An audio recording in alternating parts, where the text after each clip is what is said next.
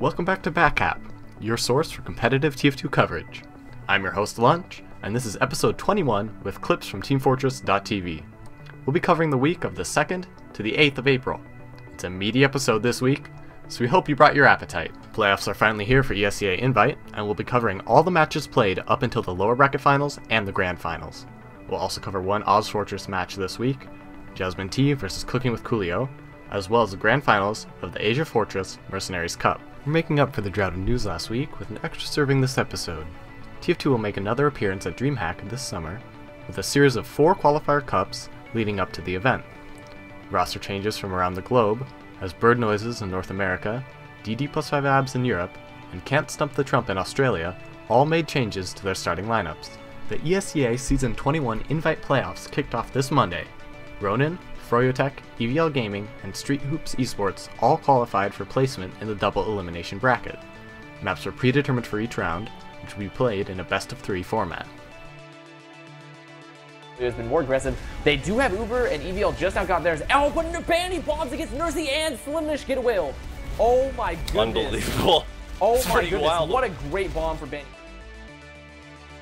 Rise here a little bit and see what's going on outside. Clockwork going from under to last, though. I don't think they see him just yet. Eric gets juggled by Clockwork. I think this is going to be a cap. Oh my goodness. Soldier comes fumbled, saves it at the last second there. That could have very easily been half time, but boy, oh boy. froyotech switched the roles of their soldiers for the start of the playoffs, with Banny playing roamer and Patty returning to pocket. On Metalworks, froyotech were able to hold off most of EVL's momentum by repeatedly dropping Nursey whenever she had Uber. She got revenge with a crossbow kill to drop Ninja Nick, but froyotech remained undeterred and were able to close out the map 5-1. EVL regained their footing on Sunshine by putting away a quick first round. The game then slowed down, with rounds being traded until the half expired 2-2.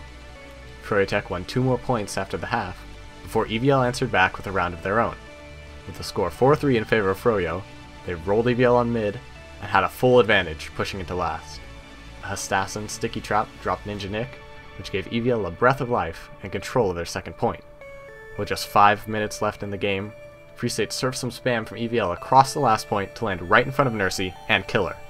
froyotech were able to push in with a heal advantage to take the round and the victory over EVL to move on to the winners final. EVL would move down to the losers bracket, and their opponent would be determined by the loser of our next game, RONIN versus Street Hoops eSports. Coming out of spawn and trying to catch up in time. Random bombs are on the right side, and RONIN move left. Oh, Ash is in a very precarious position with very low health as well. He hasn't dropped yet, and he does drop. As I say that, Jans just gives him the 180 meat and takes him down. Just spinning around and hitting that shot. Giving him the meat like a butcher at the market. He's yeah, he's coming in. RONIN are right on that last point, and that's gonna be the round.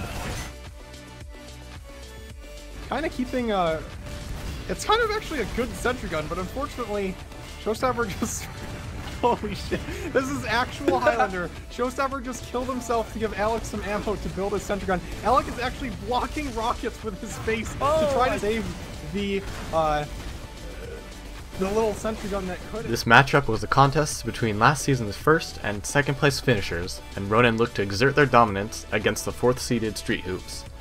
20B won the first mid, but that was about all they could manage against RONIN, as high bombs from Mela on middle and stellar play from Rando on pocket were able to stuff any momentum 20B tried to generate. In spite of some valiant spy play from Ash at the end of the match, RONIN were able to cleanly win the first map 5-0. Sunshine saw some curious position shakeups from Street Hoops. Ash switched to Medic, Cozen played Pocket, and Showstopper went to Roamer. The changes didn't help the team any, and RONIN rolled through the second map in another 5-0 rout. Their victory would set up a highly anticipated matchup between RONIN and the number 2 seed Froyotech in the winners finals. This is a big turning point of this round here. If Froyotech can't get their Uber, it looks like they're going to be coming in with it. Yeah, Mela actually pocketing here for 404. They're on to last. They get Muma and Ninja Nick right at the very end of that Uber there. And that's going to be the round here for RONIN easily as they clean up the rest of the players of Froyotech. And RONIN, originally forced back to their last point, have gone all the way around the world, and they brought it right back to get this first round. through the drop down uncontested. He's forcing Ronin to back out. Patty getting on the Patty's last on point. last. Can he get this? No. Wait, Rando's there, but Oh my god, how was he able to cap that? Rando and Vidonsky were there, but he just straight up shot the ground twice and got the round for his team. Pops just in time, and it looks like they're gonna go for last. Free State running his way through main, on to the point. Rando's jumping in there to try and block that, but that's gonna be the second map. froyotech win it 5-2, and man, it was looking dicey. Uma again getting that early pick. That might be what his team needs as Ronin pushes into the last point, pushing Ninja Nick back into the spawn, but that's the only player on Froyo that isn't in position. And Patty and Clockwork are trying to clean up frags. Patty gets 2, Clockwork's 1v1ing Shrugger. Shrugger is actually taking down everyone. And Mela and Shrugger secure that round. I thought Froyo was going to be able to salvage that thing. A very large Uber advantage. They might want to go. Yomswell trying for that back cap on last point. He's going to edge it a little bit as the soldiers, everyone jumping away from the point. Free State turns around, but it's not going to be good enough there. And Yomps is going to win the match for Ronin 5-3, Kurt. And what a way to end an amazing series. On Badlands, Banny switched back to Pocket, would stay in that position for the remainder of the match. The switch seemed to work as froyotech picked up the first round. Ronin won the second round, but soon found themselves back on their own last, with only 404's clutch plays saving the point. Their medics' heroics were in vain though, as Free State was able to sneak in a backcap to give Froyo a 2-0 lead. This led to a string of backcaps and snuck out caps under the defending Ronin's nose to put Froyo at map point. Ronin started to grind their way back into the match off of great play from their scouts to bring the score to 4-2. However, wily Free State was able to get behind for a final backcap, which gave Froyo the game and send the match into a third map. In the second round of the playoffs, the maps played were Granary Pro and Badlands, with Goalywash as the decider. Ronin picked up the first round when Mela pushed with a razor-thin Uber advantage and killed Ninja Nick, who's at 95% Uber. froyotech won the second mid, and in spite of impressive sticky traps from Badonsky, they were able to even the score after a scrappy series of fights between second and last. That was all froyotech could muster, as Ronin were able to close out the remaining rounds by blobbing together on middles and playing off of the monster damage output of Badonsky. Looking to make up for their errors on Badlands, Ronin posted 2 rounds up on the boards after only 5 minutes on Goalywash. Rando and Shrugger used their impressive DM to help Ronin hold and take the third and fourth round to set up match point. Froyo stayed alive by winning the next 3 rounds and began to mount their comeback. As Ronin pushed into last, Yomps hid underneath the point and was lost in the confusion of a scrappy fight. froyotech held against Ronin, but Yomps exacted revenge for Froyo's play on Badlands and won the game off of a backcap. Ronin moved on to the grand finals while Froyo await the winner of EVL versus Street Hoops in losers finals. Now let's take a break to catch our breath and look at some of the news. This Wednesday, Sideshow announced that TF2 will return to DreamHack for another exhibition tournament this summer. This time around, there are 4 weekend cups that will allow teams to qualify for a spot at the DreamHack LAN event, with a prize pool of 1,000 euros for each winner. The cups will be run through the Razor Arena and will be played every other week, starting with the weekend of April 9th and 10th. The weekend cups are split into a single elimination bracket on Saturdays, which are open to any team. The top 4 finishers from Saturday will go on to play 4 invited teams on Sunday for a chance at the monetary prize and invitation to DreamHack in Sweden. The 4 invited teams for the first cup are Perilous Gaming, Public Lair, DD+5 Abs, and LEGO. Any team that wins a weekend cup will not be allowed to enter in the subsequent cups.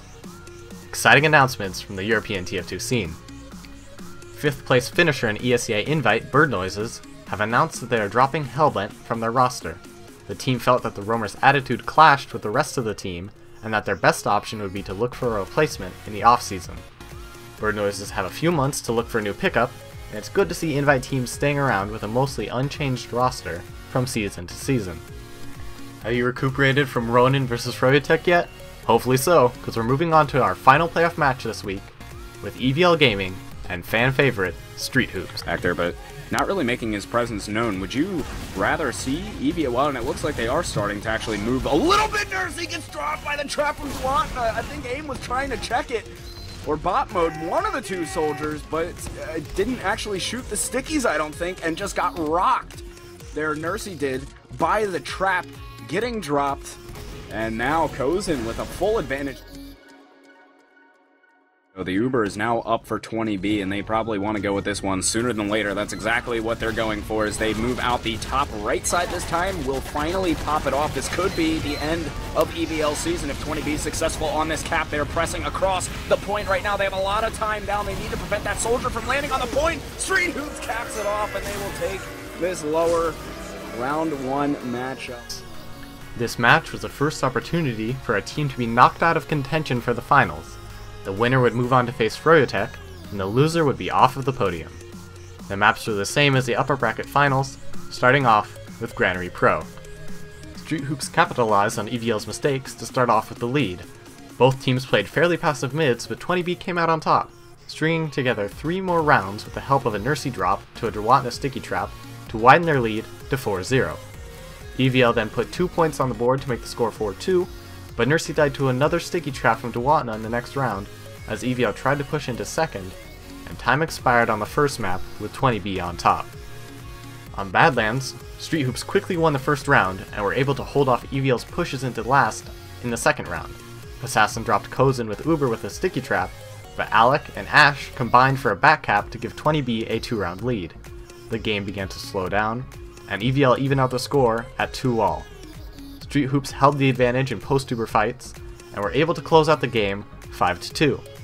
They secured a top 3 finish with their win, and will play froyotech for a chance at the Grand Finals next week. Now we'll head over to Ozfortress for some regular season action. In onto the Coolio medic. The Ubers popped off here. They pick off Hurts. This is again not looking too swell for Coolio, especially not when the medic gets picked off. And with that, Coolio 626. That was devastating. They actually had a fairly solid play there. They'd held on that Uber for so long. They had players alive, and now it's like it's all for naught. Cleaned up by Jasmine. Oh, that's good. He's just in lobby for no apparent reason. But they also abandoned Coolio, which with Elmo right. Elmo? They don't realize Ben? it, but Ben? that's because Ben is on the point. Oh no, we're so close. Okay, I want to keep my camera. Hold on. Lock is lower. Yes. Oh my god, he can maybe do it. If he kills Zaka here, he kills Zaka. One more rock. He just out MGs. That's a round, boy. Cooking with Coolio versus Jasmine Tea ended with a scoreline that made Jasmine Tea look absolutely dominant. Coolio put up a good fight and scored a point on their second map, but overall Jasmine Tea looked to be in full control by winning their first map in a 5-0 and their second map with a 6-1. Ozfortress Premier Team Can't Stump the Trump made major changes to their roster this week after personality clashes with the team and their medic Drams led the team to switch their roamer Hobbs to medic and to drop Drams from the starting lineup. The team's captain Enrith stated that the team is looking to take this season more seriously, and personality conflicts were preventing them from doing so. Trump has brought on Rand Sibling on roamer, and Pablo on scout, who will replace Disturbed. Disturbed will remain with the team as a backup. Another team with internal conflicts this week was DD plus 5 Abs, who cut their medic Honey Badger in order to bring in Old Pocket Feeling. The team's current Pocket QNX will be unavailable due to time commitments from his studies, and the team felt that it would be easier to find a new medic than it would be to find a new Pocket. Feeling had previously played for DD plus 5, but clashed strongly with Honey Badger and was cut. The team will look for a new medic to start for ETF2L Season 24. This Saturday, the Grand Finals of the Ozfortress Mercenaries Cup 7 was played between the Club Penguin Crusaders and Cute Beast. The maps played were Gully Wash, Process, and Snakewater. That sniper, so he's been trying to get a shot off, get a frag early on in the piece, so that the Uber isn't nearly as effective. QB's trying to get some spam down, but 10 actually getting really aggressive. He picks off 2! He picks off Moy as well. I mean, he picks off Tommy, that was fine, but picking off Moy is huge there. And it's going to be one player advantage here for QB's as they move in. Shadow's doing some nice work, distracted from behind. Flower does pick off Shocky as well. Shadow is still alive, just dancing around this Pingu squad, and they're going to get on the point. That's going to be the round. That was amazing. All spurred by 10's incredible play, just running in it, picking off Tommy and Moy straight away. Golden cap, and that's a nice start from Flower, picking up Shocky with the headshot. And the crit has been popped in.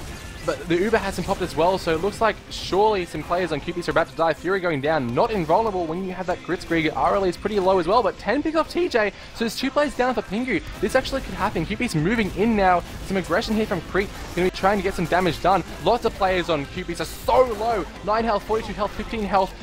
Shadow and ESEA-I are doing it. They're getting so much work done. Only 2 players left alive for Pingu. This could happen. Here comes the SMG from Flower. Damage on the point. RLE. Flower trying to move in. It's only Fury left alive. He could jump. He's going to jump it. He can do it. He's going to get it. He's going to jump it. 3-2. Tommy went to pick up health, and that was a devastating mistake. Tommy went for health in resup. TJ went for health in, or just scout and lobby. And just the timing there. QBeast took an early lead in the first match, but Pingu pulled together and won the map 3-2 in the last minutes of the map.